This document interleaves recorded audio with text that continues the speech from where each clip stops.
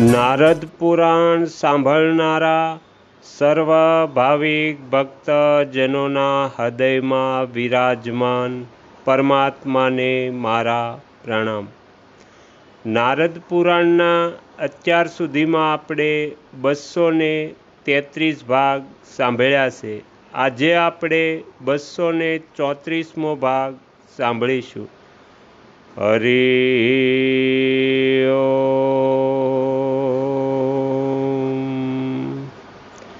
માધાનતા કહે છે, ભગવાન મોહિનીએ પિતરોને ઉત્તમ ગતિ આપનારા ગયા મહાત્મયને સાંભળીને વેદવેતાઓમાં શ્રેષ્ઠ વિપ્રવર વસુને ફરી શું પૂછ્યું?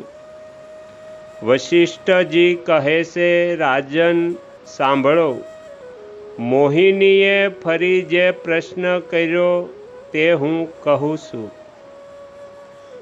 મોહિનીએ કહ્યું, લોકદાર પરાયણ દ્વિજશ્રેષ્ઠ, તમને વારંવાર સાધુ વાંચશે।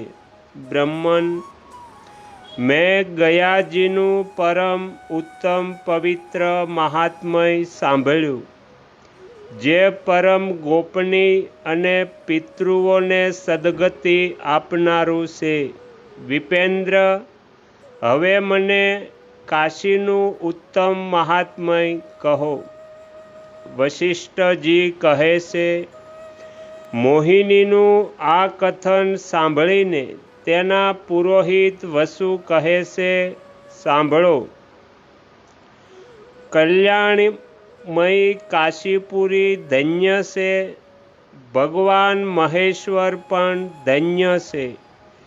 જે મુક્તિદાયીની વૈષ્ણવપુરી કાશીને શ્રીહરિ પાસે માંગીને નિરંતર તેનું સેવન કરે છે।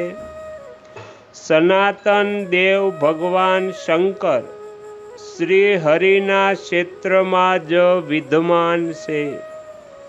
તેઓ ભગવાન ઋષિકેશની પૂજા કરતા રહીને સ્વયં પણ દેવતા વગેરેથી પૂજાય છે।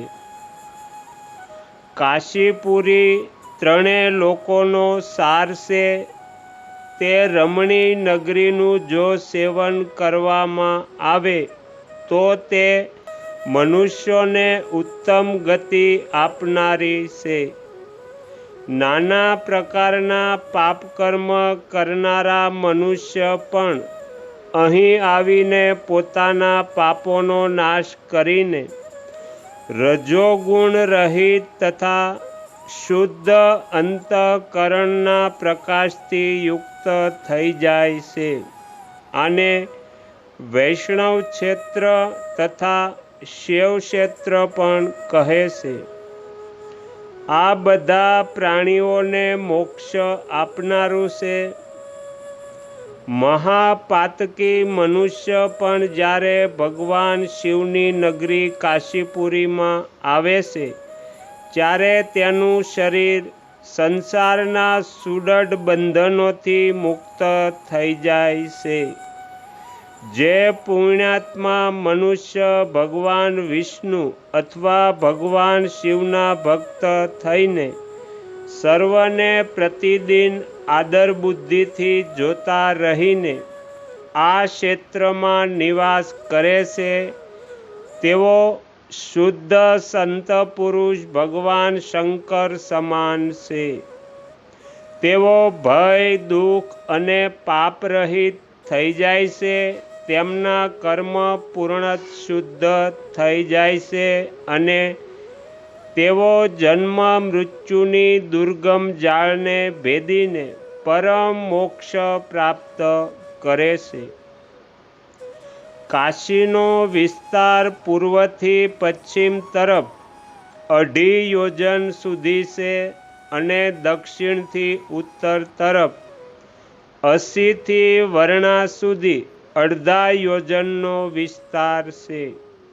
શુભે 80 શુક નદી છે। ભગવાન શિવજીએ આ ક્ષેત્રનો વિસ્તાર આ પ્રમાણે બતાવ્યો છે। કાશીમાં જે તિમિ ચંડેશ્વર નામક શિવલિંગ છે તેને ઉત્તરાયણ અને શંકુકર્ણને દક્ષિણાલયમાં જાણવું. તે ઓમકારમાં સ્થિત છે. ત્યાર પછી પિંગલા નામક તીર્થ આગ્નેય કોણમાં સ્થિત છે.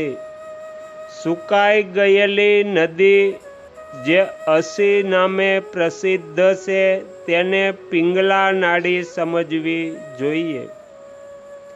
તેની આજુબાજુમાં લોલાક તીર્થ વિદ્યમાન છે. ઈડા નામની નાડી સૌમ્યા કહેવાય છે. તેને વર્ણાના નામે જાણવી જોઈએ, જ્યાં ભગવાન કેશવનું સ્થાન છે. આ બંનેની વચ્ચે સુષુમ્ના નાડી સ્થિત છે. મત્સ્યોદરીને જ સૂક્ષ્મણા જાણવી જોઈએ. આ મહાક્ષેત્રનો ભગવાન શિવ અને ભગવાન વિષ્ણુએ કદી ત્યાગ કર્યો નથી અને ભવિષ્યમાં કરશે નહીં. તેથી આનું નામ અવિમુક્ત છે. શુભે પ્રયાગ વગેરે દુર્લભ તીર્થથી પણ કાશીનું મહાત્મય વધારે છે, કેમ કે ત્યાં યનાયાસ જ મોક્ષની પ્રાપ્તિ થાય છે. નિષિદ્ધ કર્મ કરનારા જે નાના પ્રકારના લોકો છે તથા મહાન પાપ અને પાતકોથી પરિપૂર્ણ શરીરના જે ધૂણાપાત્ર ચાંડાળ વગેરે છે, તે બધા માટે વિદ્વાનોએ અવિમુક્ત ક્ષેત્રને ઉત્તમ ઔષધ માન્યું છે. ત્યાં દુષ્ટ, અંધ, દીન, કૂપણ, પાપી અને દુરાચારી એવા સૌને ભગવાન શિવ પોતાની કૃપા દ્વારા શીઘ્ર પરમ ગતિ પ્રાપ્ત કરાવે છે. ઉત્તર વાહિની ગંગા અને પૂર્વ વાહિની સરસ્વતી અત્યંત પવિત્ર માનવામાં આવે છે. ત્યાં જ કપાલ મોચન છે. તે તીર્થમાં જઈને જે શ્રાદ્ધમાં પિંડદાન દ્વારા પિતરોને તૃપ્ત કરશે તેમને પરમ પ્રકાશમાન લોકની પ્રાપ્તિ થાય છે. જે બ્રહ્મ હત્યારો છે તે પણ જો અવિમુક્ત ક્ષેત્ર કાશીની યાત્રા કરે તો તે ક્ષેત્રના પ્રભાવથી તેની બ્રહ્મહત્યા નિવૃત્ત થઈ જાય છે. જે પરમ પુણ્યાત્મા માનવ કાશીપુરીમાં ગયા છે તે આ અક્ષય, અજર અને શરીર રહિત પરમાત્મા સ્વરૂપ થઈ જાય છે. કુરુક્ષેત્ર, હરિદ્વાર અને પુષ્કરમાં પણ આવી સદગતિ સુલભ નથી જે કાશીવાસીઓને પ્રાપ્ત થાય છે. ત્યાં રહેનારા પ્રાણીઓને સર્વ પ્રકારે તપ અને સત્યનું ફળ મળે છે, એમાં સંશય નથી. કાશીપુરીમાં રહેનારા દુષ્ટકર્મી જીવો વાયુ દ્વારા ઉડેલી ધૂળના સ્પર્શથી પરમ ગતિને પ્રાપ્ત કરે છે.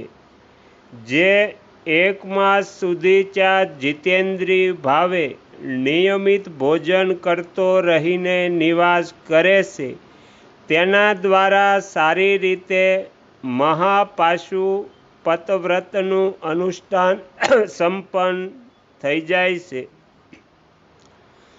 તે જન્મ અને મૃત્યુના ભય રહિત થઈને પરમ ગતિને પ્રાપ્ત થાય છે. તે પુણ્યમયી મુક્તિપ્રદ ગતિ તથા યોગ ગતિને પ્રાપ્ત કરે છે.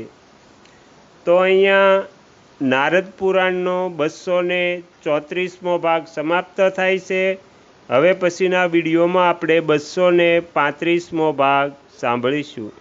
તમે તમારો કિંમતી સમય આપી એકાગ્ર ચિત્તે પ્રસન્નતાપૂર્વક નારદ પુરાણ સાંભળ્યું એ બદલ હું આપ સૌનો ખૂબ ખૂબ આભાર વ્યક્ત કરું છું અને આશા પણ રાખું છું કે તમને સાંભળવું ગમ્યું હશે.